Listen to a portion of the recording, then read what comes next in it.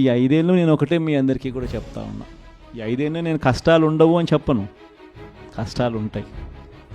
మనం విపరీతంగా వాళ్ళు హెరాస్మెంట్ కూడా చేస్తారు, అది కూడా నేను చెప్తా ఉన్నా, ఉంటాయి, కాదని నేను అనడంలా. ఇన్ఫ్యాక్ట్ నా పరిస్థితి మీ అందరికీ కూడా తెలిసే ఉంటుంది. 16 నెలలు నన్ను జైల్లో కూడా పెట్టాను.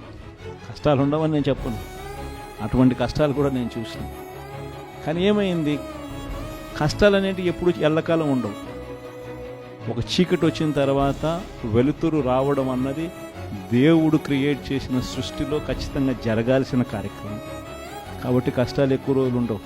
ఒక రాత్రి వచ్చిన తర్వాత ఒక పగులు రాక తప్పదు. ఎన్ని కష్టాలు వచ్చినా మళ్ళీ 5 ఏళ్ళకి 2029లో మళ్ళీ మనమే వస్తాం.